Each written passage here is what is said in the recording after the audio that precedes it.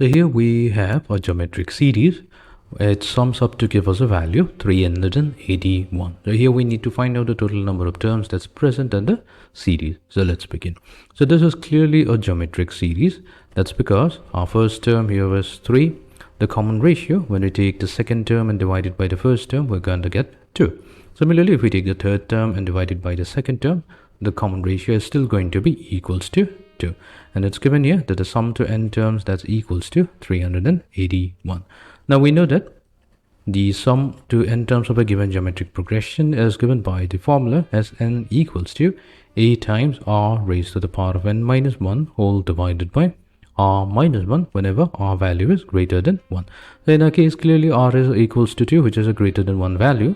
So sum will then becomes 381 equals to, so we have the first term, which is 3 multiplied to 2 raised to the power of n minus 1 divided by 2 minus 1. So we have 381 divided by 3 equals to 2 raised to the power of n minus 1. The 2 raised to the power of n, that will be equals to 28. Now 2 raised to the power of n equals to 128. That's 2 raised to the power of 7. So that means n value is equals to 7. So in our case, this series has got a total of 7 number of terms.